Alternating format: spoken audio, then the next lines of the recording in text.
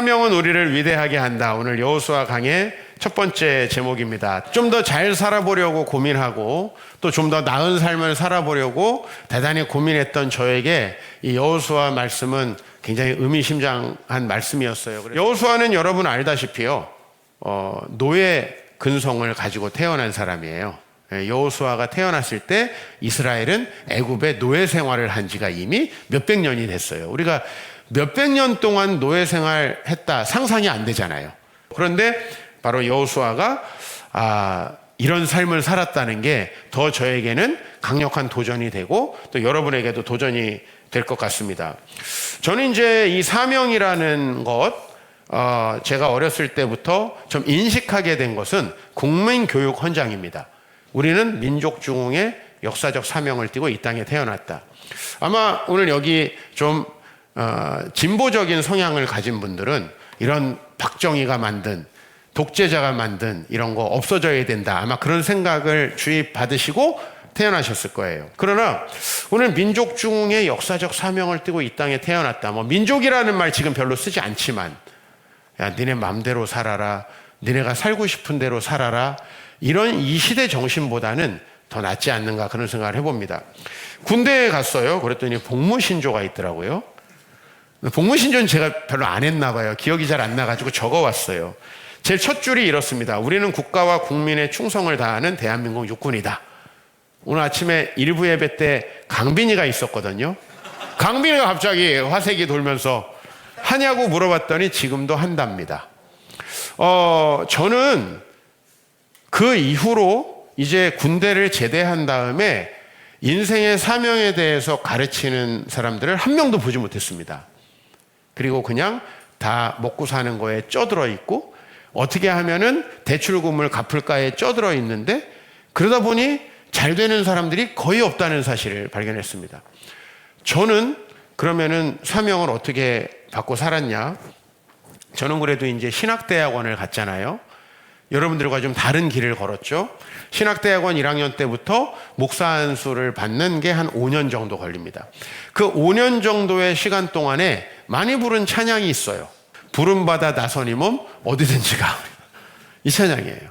그러니까 그 사명을 고취시키는 찬양, 그리고 내가 하나님의 특별한 사명에 부르심을 받았다는 거. 물론 여러분들은 여러분 나름대로의 사명이 있고 저는 목회자로서의 부르심을 받았다라는 그 부르심만큼이나 저를 강력하게 만드는 힘은 없었던 것 같아요. 제가 공부했던 많은 내용들, 제가 또 사회에서 만났던 많은 사람들, 제가 수고했던 열심들도 저를 만드는데 어느 정도 기여했겠지만 그 모든 거에 방향을 설정해주고 흔들리지 않게 해줬던 것은 바로 사명의식이었던 것 같고요. 저는 사명이 없는 사람이야말로 진짜 불쌍한 사람이다. 우리가 기독교인인데 영적으로 하나님의 사명에 이끌려 살아가지 않고 지금도 내가 바라는 그거 잘 됐으면 좋겠다. 이거 조선시대 샤머니즘하고 뭐가 다릅니까? 무당에게 가서 내 소원을 아뢰는 거랑 뭐가 다릅니까? 우리가 그런 정도의 삶을 살아간다면 정말 그건 아닌 것 같아요. 저는 여러분들이 교육자의 삶으로 부르심을 받았으면 교육자의 사명으로 일하기를 바랍니다. 여러분들이 의료인으로 부르심을 받았으면 의료인의 사명으로 일하기를 바랍니다. 여러분들이 공무원으로 부르심을 받았으면 그 직급이 몇 급이든 간에 여러분들이 국가에 대한 사명을 가졌으면 좋겠고요. 여러분이 부모라고 부르심을 받았으면 그 또한 사명이라는 걸 알아야 돼요. 이걸 어떻게 편하게 지낼 수 있을까? 어떻게 덜 할 수 있을까? 여러분, 그런 삶은 오히려 여러분들을 대단히 힘들게 한다. 사명감이 없는 사람들이 자주 하는 말이 무엇인가라고 제 목회의 모든 경험을 동원해서 생각해 봤습니다. 어떤 말을 많이 하는지 아세요? 적응하고 있습니다. 이 말을 많이 해요. 근데 이 말들이 상당히 여러분들을 수동적으로 만든다는 사실을 제가 관찰하게 되었어요. 가정을 이루어 주셔도 그 가정에 사명이 있고요. 여러분에게 직장을 주셨다면 거기 사명이 있고요. 자녀를 주셨다면 사명이 있습니다. 그런데 우리가 하기 싫은 일, 사명이 아닌 일을 버티는 건 대단히 힘듭니다. 제가 이제 거의 20년 지금 개척해가지고 채우고 있거든요. 몇 달 안 남았는데 제가 20년을 어떻게 버텼나 생각해 보니까 이건 사명감이에요. 사명감이 없었으면 전 분명히 그만뒀을 거예요. 그 사명감이 그래서 저를 가장 위대하게 만들었다. 아, 위대하게 된 게 그 정도다. 아, 그게 지금 아직까지 저의 한계예요. 그러나 적어도 제가 사명감이 없이 살아갔다라고 저 자신을 가정해 봤을 때에 제 삶과 비교해 보면 지금이 월등 위대하다라는 것은 제가 분명히 말씀드릴 수 있을 것 같습니다. 시대가 계속 새롭게 변화합니다. 시대가 바뀌면 여러분은 뭐가 됩니까? 자녀에서 부모가 됩니다. 시대가 바뀌면 여러분들은 부하 직원에서 상사가 됩니다. 교회에 처음 오면 새가족입니다. 그러나 언제까지요? 여러분이 사명을 가지고 이제 스탠스가 바뀌어야 된다는 겁니다. 우리 삶은 그렇습니다. 여러분은 스스로가 포스트 모던 시대를 살고 있다는 인식을 잘 못할 겁니다. 그러나 제가 90년대 학교 다닐 때 한참 포스트 모던에 대한 책이 쏟아져 나왔습니다. 처음에는 뭔지 도대체 이해가 안 되는 거예요. 이 아직도 익숙하지 않은 현상을 책들이 설명하고 있는 거예요. 근데 지금은 우리가 너무 분명하죠. 우리는 지금 모더니즘 시대에서 포스트 모더니즘 시대로 넘어왔습니다. 어떤 진리 또 사회를 주도하는 담론이 없는 모든 개개인에게 각자 소견대로 살아가야 한다라는 시대 정신이 지배하고 있는 거예요. 그러니까 우리 청년들이 하나님의 말씀으로 믿음이 생기기 전까지는 목사님 왜 간섭하세요? 이래라 저래라 하지 마세요. 이렇게 얘기해요. 그건 곧 무슨 말이냐면 저는 여러분의 삶에 간섭하는 게 아니에요. 말씀을 전하는 거지. 하나님 간섭하지 마세요. 제가 알아서 살 거예요. 어떤 사명도 거부하는 시대인데 지금 보세요. 이렇게 포스트 모더니즘 시대가 시작된 지가 30여 년이 됐습니다. 한국에. 그리고 우리가 30살 미만의 자녀들을 보자고요. 자녀들을요. 그러면은 이 자녀들이 저희 때보다 굉장히 잘 되고 있다는 느낌이 듭니까? 아니면 좀 걱정됩니까? 이 자녀들은 굉장히 많이 힘들어합니다. 왜냐하면 인간이라는 게 그래요. 무엇을 어떻게 하며 왜 살아가야 되는지에 대해서 우리는 분명히 가지고 살아야 되는데 그런 게 전혀 없다라는 거예요. 여러분, 그래서 우리는 가만히 있는데 바뀝니다. 여러분들이 이제 대학을 다니고 있는데 여러분들은 취업을 하게 될 것이고 또 여러분은 싱글로 살다가 결혼을 하게 될 수도 있고 자녀를 낳게 될 수도 있고 또 여러분의 부모님이 제가 34살에 겪었던 것처럼 세상을 떠나기도 하고 여러분의 포지션이 가정에서도 달라지고 그리고 제가 요즘에 많이 상담하는 겁니다. 그건 뭐냐면 요즘 사람들이 회사에서 승진하는 걸 싫어한다는 거예요. 돈은 요만큼 오르고 할 일은 이렇게 많아진다는 거예요. 제가 뭐라고 할까요? 뭐라고 할까요? 승진하시고 그리고 새로운 사명을 맡으시고 그거에 맞게 성장하십시오 라고 이야기합니다. 사람은 계속 달라지는 거거든요. 그래서 우리가 그 시대가 달라지면서 항상 사명을 생각해야 된다. 오늘 여호수아 1장이 이렇게 시작을 합니다. 여호와의 종 모세가 죽은 후에 사실은 저는 언제부턴가 이 말씀을 굉장히 자주 생각합니다. 누군가가 죽었기 때문이 아니라 시대는 계속 바뀌고 나에게 새로운 포지션이 주어지기 때문입니다. 모세가 죽은 후에 라고 했어요. 이것이 여호수아에게는 얼마나 크게 충격을 주는 사건이었냐면 이 여호수아는 모세의 종이었습니다. 마치 우리가 어렸을 때는 부모님의 허락받으면 되잖아요. 학생일 때는 교수님의 지도를 받으면 되잖아요. 근데 이제 그렇게 받는 지도를 받고 허락을 받는 시점에서 내가 허락을 하고 지도를 해야 되는 상황이 된 거예요. 여호수아가. 그러면 어떤 사람은 좋겠네. 위에가 없어졌으니까. 천만의 말씀이죠. 여호수아는 야망가 욕망가가 아니에요. 두렵습니다. 그래서 여호와께서 모세의 수종자 눈의 아들 여호수아에게 말씀하는 게 바로 여호수아입니다. 지금 시대가 바뀌었습니다. 이 전의 이야기 비전 위대한 인생의 시작의 앞부분에 한 2챕터 다뤘습니다. 여호수아의 삶이 이미 많은 시간이 지나갔어요. 그런데 바로 새롭게 여호수아가 사명을 받았어요. 그건 뭐죠? 2절 보니까 너는 이 모든 백성과 더불어 이 요단을 건너 내가 그들 곧 이스라엘 자손에게 주는 그 땅으로 가라는 거죠. 가나안 땅에서 데리고 여기까지 온 것은 모세의 사명이었어요. 그러나 이제 시간이 지났고 여호수아에게 새로운 사명이 주어졌다. 여러분 모두 마찬가지예요. 우리는 그렇게 이 시대에 따라 사명을 가지고 옵니다. 저도 제 아버지에게서부터 시작된 우리 집안의 복음의 사명을 가지고 지금 2대째 순종하고 있는 거고요. 여러분들이 만약에 일대로 부르심을 받았다면은 부모님과는 전혀 다른 방향으로, 안 믿던 우리 가정과는 다른 방향으로 이 가정을 이끌어야 되는 것이기도 하고요. 또 우리는 지금 4차 산업혁명, 포스트 모던 시대를 살아가고 있기 때문에 그 시대에 맞는 우리에게 사명이 있다는 거예요. 그러나 사람들은 사명을 부인하고 살고 싶습니다. 왜냐하면 새로운 사명을 맡는다는 건 대단히 부담스러운 일이었기 때문이에요. 지금도 되게 선명하고 제가 많은 기도를 했던 시점이 있습니다. 그건 뭐냐면 제가 처음으로 만 30살에 한 부서를 이제 독립해서 담당하게 됐어요. 한 번도 해보지 않은 이 포지션에 너무나 두려움이 많았습니다. 그래서 많이 기도했던 기억이 나요. 또 제 인생의 충격적인 사건은 저희 아버지가 죽은 후에이죠. 그런 포지션의 변화가 있을 때 저는 뭐에 집중을 했느냐면 사명에 집중할 수밖에 없었다. 그것이 두렵고 힘들어서 뒤로 미루면 우리 어떻게 되겠는가? 나 하나 살기도 힘든데 무슨 사명입니까? 저는 제 일도 힘듭니다. 바로 인생이 힘들어지는 건 바로 그 포인트입니다. 하나님은 항상 하나님의 사명을 하나님의 사람들이 감당하기 원하고 나머지 일들을 하나님이 해주신다라고 이야기합니다. 수고하고 무거운 짐진 자들아 다 내게로 오라. 이 말씀 유명한 말씀이죠. 그건 뭐냐면 너가 지금 지고 있는 짐, 나 하나 살기도 힘든데 우리 가족 건사하기도 힘든데 하는 그 짐은 하나님께 가져오고 그 다음에 하나님이 주신 사명을 가진다는 거예요. 기독교라는 게 여기저기서 안 되니까 내 소원을 하나님이라는 양반한테도 한번 부탁드려볼까? 이 무당도 안 되고 저 스님도 안 되고 여기도 안 되니까 목사한테 한번 부탁해볼까? 여러분 그게 기독교가 아닙니다. 기독교는 전혀 새로운 사명으로, 삶으로 여러분들이 이끄는 것이고 그게 궁극적으로 여러분에게 부담이 되는 게 아니라 수고하고 무거운 짐진 자 다 내게로 오라.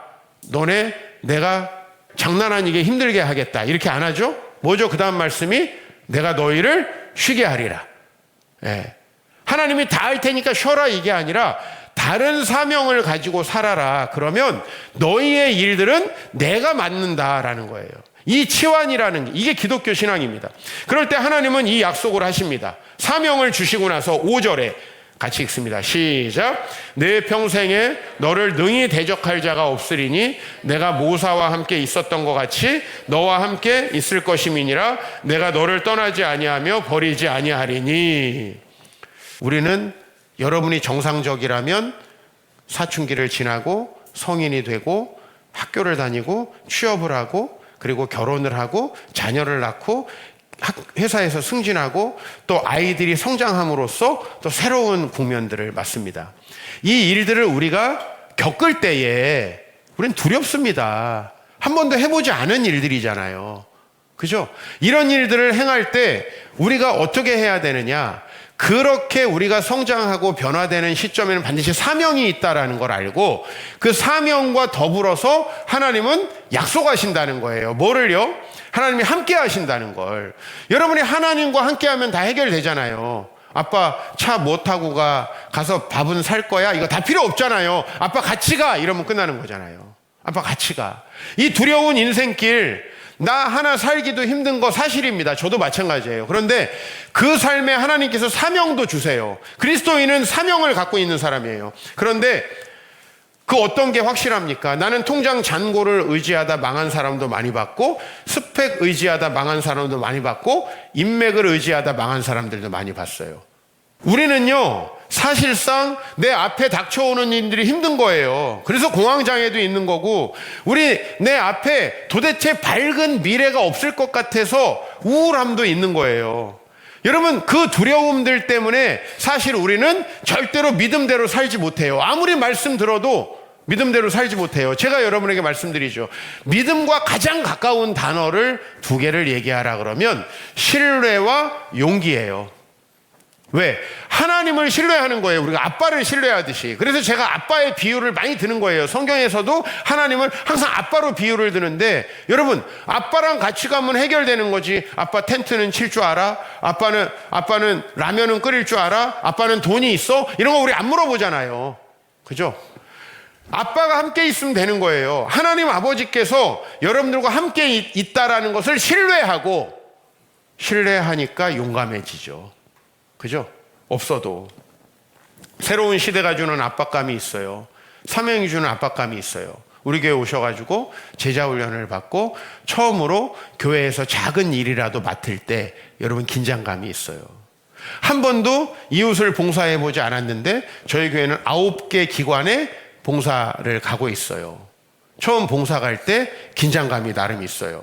처음에 뭔가 새로운 걸 시작할 때는 긴장이 있고 다 힘들죠. 여러분의 삶이 변화되기 위해서 오셨을 거예요. 변화를 위해서 원 스텝 밟는 게 제일 힘들어요. 그죠? 새로운 패턴으로 하나 해보는 게 되게 힘들어요. 생각보다 하다 보면 안 힘들어요. 근데 여기서 꼭 아셔야 될 게 뭐냐면 내 평생에 너를 대적할 자가 없으리니라는 거예요. 하나님께서. 지금 여호수아는 전쟁을 해야 돼요. 예? 이 모세는 바로 왕으로부터 데리고 나와야 되는 사명이었다면 이제 여호수아는 전쟁하는 사명이에요. 얼마나 두려워요. 근데 거기에서 너를 능히 대적할 자가 없으리니 내가 너를 절대 떠나지 않고 버리지 않겠다. 이 믿음과 확신이 여러분의 삶의 모든 걸 해결한다고요. 많은 분들은 저 사람 용감하네, 저 사람 능력이 있네, 저 사람이니까 하지. 천만의 말씀입니다. 사람은 다 그 위치가 되면 힘들어요. 특히 이 말씀은 제이 형한테 주는 말씀이에요. MBTI 안 하기로 했는데 한 번만 더 하겠습니다. P형 아무 생각 없기 때문에 비교적 믿음 따라 가기가 쉽습니다. 근데 저는 굉장히 J형이었어요. 여러분들은 저를 E하고 P형으로 보는데 저는 극 I에다 J형이었어요. 저는 매번 계획을 세웠습니다. 뭔가 새로운 일이 주어지면 얼마나 스트레스 받는지 몰라요. 저희 아내가 아직은 제가 필요한지 저에게 매일 걱정하는 게 있어요. 이렇게 잠을 못 자서 어떻게 해요? 잠을 못 자다 그냥 하늘나라 갔으면 좋겠다. 그럼 걱정 안 될 거 아니에요. 근데 제 아내가 저에게 유일하게 걱정하는, 저는 잠을 굉장히 사실 못 자요. 그만큼 생각이 많고 고민이 사실 많은 사람입니다. 그리고 중고등학교 때 제가 보면은요, 저는 기말고사를 딱 보고 나면 딱 혼자 집에 가가지고 혼자만의 시간을 갖고 애들 다 놀고 비행청소년은 술 먹을 때 전 계획을 세웠어요. 아내가 어떤 과목이 어떻게 부족하고, 그러니까 방학 때까지 이렇게 살아야 되겠다. 3월 3일 개학이니까 하고 이제 계획을 세우는 거예요. 저는 그렇게 대학 졸업할 때까지도 그렇게 살았어요. 저는 그런 인간이에요. 극 J형이죠, 사실은. 지금은 여러분들 목사님 아무 생각이 없다고 그렇게 보일 거예요. 사실 아무 생각이 없는 게 아니라 맡기기로 한 거예요. 그 삶이 너무 피곤하고 힘들어요. 그래서 요즘 좀 옛날보다는 잠을 잘 잡니다. 사명이 주어졌다면 여러분들은 보통 어떻게 하는지 아세요? 계획을 세워요. 이런 문제가 생길 텐데, 이런 문제가 생길 텐데, 이런 문제가 생길 텐데, 이런 문제가 생길 텐데, 그러면서 거기에 적응하려고 하세요. 오늘 제가 획기적인 방법을 알려드릴게요. 하나님이 사명을 주셨다면은 그 사명을 받아들이고 그분을 신뢰하라는 거예요. 그리고 계획 세우고 아무 생각 없으라는 말 아닙니다. 여기서 계획 세운다는 건 시나리오를 짠다라는 걸 의미해요. 요단강을 건너면 여리고성 됐다 센데, 그거 다 알려진 거거든요, 이미. 저쪽에 북쪽에 하솔 지방에 왕이 센데 거기랑 싸우면 우리 죽을 수도 있는데, 이제 이런 시나리오가 그려져요. 자, 여기서부터 우리의 병은 시작되는 거예요. 시나리오가 그려지면 아무것도 못해요. 근데 어떻게 하는 거예요? 나에게 사명이라면 그것이 취업이든 결혼이든 그것이 저처럼 목회를 하는 거든 선교를 가는 거든 사명이라고 주어지면 하나님이 함께 하신다고 믿고 이걸 신경 쓰래요. 자, 7절 8절 같이 읽습니다. 시작. 오직 강하고 극히 담대하여 나의 종 모세가 내게 명령한 그 율법을 다 지켜 행하고 우로나 좌로나 치우치지 말라. 그리하면 어디로 가든지 형통하리니 이 율법을 내 입에서 떠나지 말게 하며 주야로 그것을 묵상하여 그 안에 기록된 대로 다 지켜 행하라. 그리하면 내 길이 평탄하게 될 것이며 내가 형통하리라. 형통하고 싶잖아요. 형통하려면 용감하래요. 용감해서 막 질르라는 얘기가 아니고 용감해야지만 하나님의 말씀을 지킬 수 있다.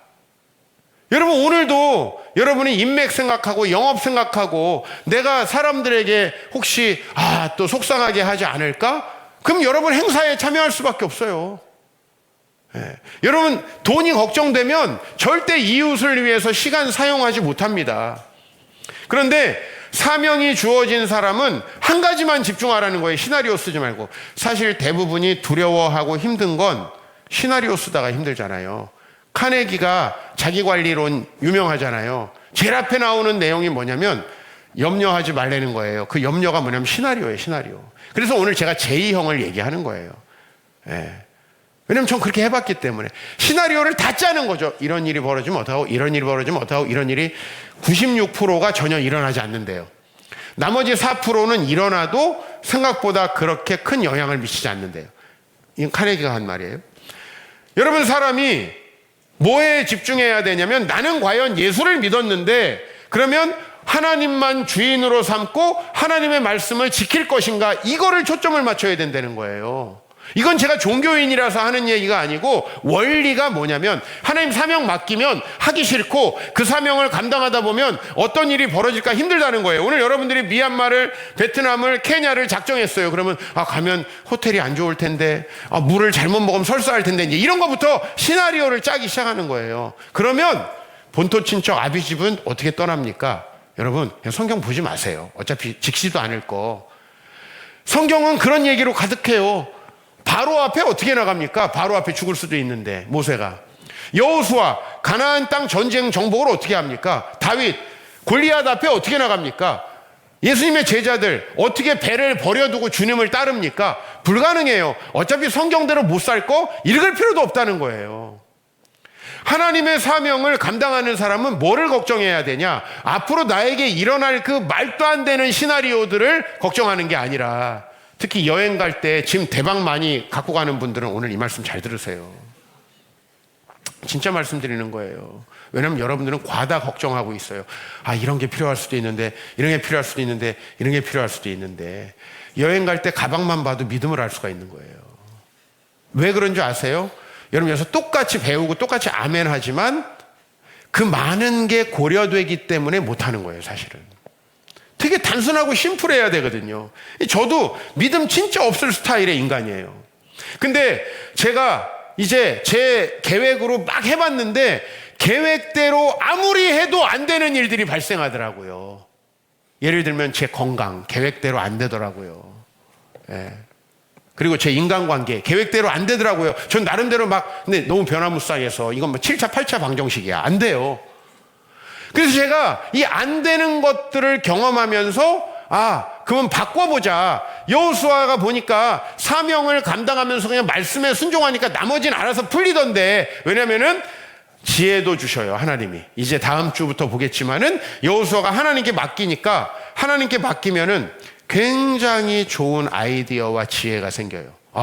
이렇게 하면 되겠구나. 아이디어가 이건 제2형하고 완전 다른 겁니다. 하나님께 맡기기로 하고 어떤 시나리오도 그리지 않고 글로 가기로 했어. 그러면 확 좋은 지혜가 생겨요. 거기에 뭐가 붙느냐면 사람이 붙어요. 사람이 붙어서 저희 아버지가 맨날 했던 말이에요. 너 돈 벌려고 하지 말고 가치 있는 일을 해라. 그러면 돈도 사람도 붙는다는 거예요. 제가 이거를 너무 경험을 한 거예요. 제 자식들에게 정말 그 얘기를 해주고 싶은 거예요. 따라해 봅시다. 사명을 발견하고 하나님께서 계신다는 확신을 가지고 하나님의 말씀대로 그렇게 사명을 감당하면 하나님께서 놀라운 일을 이루신다는 거예요. 우리의 부족한 부분은 채우시고 우리의 미래까지도 준비시킨다는 거예요. 그래서 오늘 말씀의 마지막은 이렇게 끝나요. 내가 네게 명령한 것이 아니냐. 다시 한번 이거 내가 말하는 거잖아. 내가 너한테 말하는 것이잖아. 강하고 담대하고 두려워하지 말고 놀라지 마. 내가 어디로 가든지 너와 함께 할 거야. 여러분, 이 확신을 가지고 이제 믿음으로 설계하는 거예요. 여기서부터 믿음이죠? 왜? 내가 계획하면은 절대 여기까지 못 가요. 왜? 불확실함이 너무 많으니까. 그 불확실함이 많은 걸 여러분이 스스로 통제하려고 하면 여러분은 성경 읽을 필요가 없어진다. 왜? 나에게 다가오다가 어느 부분에서 탁탁 걸리는 거예요. 난 이거 못하는데, 이거 못하는데, 이거 못하는데. 이런 믿음은 그 영역을 넘는 거예요. 어떻게 보면 과학으로 말하면 음속을 넘어가는 거예요. 그때부터는 다른 세계가 펼쳐진다고 하더라고요. 변화를 두려워하지 말고 사명을 가지십시오. 그래서 오늘부터 내 사명은 뭔가, 우리 가정에서 내 사명은 뭐고, 내가 지금 이 직장에서 또 내가 지금 가지고 있는 포지션에서 내 사명은 뭔가, 이거를 생각하면은 여러분들이 이제 전혀 다른 삶을 살 수 있다. 시대적 사명을 따라서 살아가는 여러분 되시기 바랍니다. 하나님은 여러분을 선택하셔서 복 주시는 이유가 뭐냐면 여러분들을 통해서 하실 일이 있기 때문이에요. 언제부턴가 저는 행복해 보인다는 말을 많이 듣습니다. 사실 굉장히 심각했고, 그리고 동료 또래들보다도 고민이 많았던 사람이 접니다. 우리 할머니가, 외할머니가 언젠가 그러더라고요. 너는 왜 이렇게 세상 고민을 다 짊어지고 사냐고. 고등학교 후반쯤에 들었던 얘기입니다. 근데 저는 새로운 일이 있을 때마다 너무 두렵고 잠을 못 자던 사람이에요. 능력 부족하죠. 돈도 없죠. 제가 뭘 할 수 있습니까? 성격이 안 좋다는 건 뭐 저희 아내에게 익히 들어서 잘 알고 있습니다. 근데 제가 그럼 뭘 했나 한번 생각해 봤어요. 이번 설교를 준비하면서 첫 번째는 고3 때가 딱 기억나요. 이제 난 20살이 되잖아요. 이제 부모님으로부터 정서적으로 독립해서, 경제적으로 독립해서 살아야 되는데 난 내년부터 어떻게 살아야 되나, 그 고민들을 많이 했던 것 같아요. 신대원에 입학하면서 저는 첫 번째 사역지를 가게 됐는데 그 교회가 여러분 잘 아시다시피 방송 언론에 이제 좀 소개가 됐죠. 안 좋게. 교회라는 게 뭐고 나에게는 어떤 사명을 원하시는 걸까? 그냥 제 편한 대로 아유 크고 유명한 교회 가서 사례도 많이 주고 좀 내 포지션이 괜찮은 대로 가자, 그런 생각을 하고 살지는 못했던 것 같아요. 굉장히 사례비가 적은 교회만 결과적으로는 제가 사역했더라고요. 첫 번째 전임 사역할 때도 기억나고, 아버지가 돌아가시면서 저에게 하나님께서 개척의 사명을 주셨던 것도 기억납니다. 정말 힘들었던 것 같아요. 그것을 받아들이기가. 안 했으면 정말 좋겠는데. 그리고 이제 10년 정도 지나서 저희는 킹덤 처치 연구소라는 사역을 하기 시작했고, 저는 학교 사역은 안 하려고 했는데, 작년에 알다시피 저희 교회, 저희 교단의 칼빈 대학교, 그리고 이제 올해는 미국의 미드웨스턴 신학교와 연계를 했는데, 미드웨스턴 신학교와 저희가 MOU를 맺었다. 그 MOU 서류를 좀 저기다가 여러분 기도해달라고 좀 갖다 놨습니다. 그 내용은 뭐냐면 제가 온라인으로 강의하고 운영하는 프로그램이 있어요. 목사님들 재교육 프로그램. 근데 그 프로그램을 이 미국에 있는 한 신학교에서 한인교회 그리고 한국교회 재활성화를 위한 박사과정 프로그램에 8학점을 인정해 주겠다. 묻지도 따지지도 않고. 그래서 어떻게 하다 보니 우리 연구소가 또 미국에 있는 학교하고 또 이렇게 연결되게 됐습니다. 그래서 저희 이제 같이 공부한 목사님들이 계속해서 연구를 박사과정으로 할 수 있게 이렇게 진행하고 있는데, 그분들은 다 똑같아요. 저희 교회를 모델로 해서 자기 교회에 적용한 연구 결과물들을 이제 내는 거예요. 문헌 연구 이런 것도 물론 약간은 하지만 현상, 교회 현상, 교회가 어떻게 돼야 되는가. 근데 사명에 집중하니까 하나님이 계속 길을 주셨어요. 돈을 보지 않으니까 썩은 동아줄 잡지 않게 되더라고요. 많은 돕는 자들을 풍성하게 주셨고 여러분들도 주셨습니다. 사명을 감당하면서 살아가는 사람이 많이 하는 말이 뭔가라는 걸 경험적으로 직관적으로 알게 됐어요. 저는 막 데이터 통계 돌리고 설문조사 한 결과들을 별로 신뢰하지 않습니다. 근데 제가 살면서 좀 피부로 느끼는 것들 여러분에게 주로 말씀드립니다. 뭐라고 얘기하는지 아세요? 사명 감당하면서 살아가는 분들, 나는 아무 자격이 없는데 하나님께서 너무 큰 은혜를 베풀어 주신다고 해요. 그거는 자녀를 키우는 부분에서도, 결혼을 하는 부분에서도, 직장에서도, 교회에서도 다 동일해요. 나는 아무 한 게 없는데 하나님께서 해주셨다고 얘기해요. 근데 자기 욕망을 따라서 살아가는 분들이 하는 말은, 목사님 왜 이렇게 사는 게 어렵나요? 왜 저런 인간들이 있어가지고 나를 이렇게 힘들게 하나요? 이런 얘기를 계속 하더라는 거예요. 결국 잘 됐던 사도 바울 뭐라고 얘기합니까? 나는 죄인 중에 괴수인데 모든 것이 하나님의 은혜로 여기까지 왔다 얘기하고 있어요. 자기가 골리앗 앞에 나아가서 놀랍게 승리를 했던 다윗이 뭐라고 얘기합니까? 부귀도 영광도 권세도 존귀함도 다 하나님으로부터 온 것이다. 이렇게 고백을 나중에 노년에 하게 되더라고요. 인생의 전환점에 여러분들 서 있습니다. 이 대한민국은 경제적으로는 이제 그동안의 개발도상국으로서 선진국의 산업을 따라가면서 기술을 카피해서 잘 되는 시대는 끝났다고 하더라고요. 혹시 여러분이 비즈니스, 이 세상에 관심이 있다면 이제 어떻게 우리가 독자적으로 선진국들이 아직 못한 거 할 수 있을까? 대한민국의 이 창의력으로 어떻게 그걸 할 수 있을까? 이제 그런 사명을 고민해 봐야 되는 거죠. 어떻게 안정적으로 아버지가 하던 거 내가 할까? 그거는 이제 우리나라 끝났다는 거예요. 근데 실제로 이제 경제 성장률도 둔화되고 힘들다는 얘기를 여러분 세상에서 많이 들으실 겁니다. 대한민국이 바뀌어야 되거든요. 포스트 모던 사회가 돼서 모든 청년들이 자기 소견에 옳은 대로 살고 있습니다. 어제 한 청년이 교회를 좀 옮기고 싶다고 상담을 해요. 정말 믿음 좋은 자매예요. 왜 근데 교회를 옮기시려고 합니까? 그랬더니 본인 교회는 그냥 결혼도 하기 전에 다 여행 가고 남자친구랑 해외 가고 막 이런 분위기가 그냥 팽배해 있대요. 내가 어렸을 때부터 배웠던 그 가치관으로는 너무너무 이해를 내가 할 수 없어서 너무 괴로워가지고 교회를 옮기고 싶다고 그래요. 나 이런 케이스는 진짜 처음이에요. 본인이 관심을 못 받는다, 힘들다, 목사님 설교가 은혜가 안 된다. 그게 아니라 이 교회가 만들어가는 문화가 너무 비기독교적이라서 나중에 내가 자녀를 낳고 이런 문화 속에서 우리 자녀를 키운다? 이게 너무 용납이 안 된대요. 지금 이 시대가 이렇습니다. 이게 포스트 모던입니다. 여러분, 우리에게 사명이 있습니다. 여러분, 사명이 없으면 여러분은 이미 죽은 것과 다름없어요. 무슨 얘기냐면 삶의 의미는 없다는 것이죠. 그러나 사명을 가지고 살아가면 하나님 평생 책임지십니다.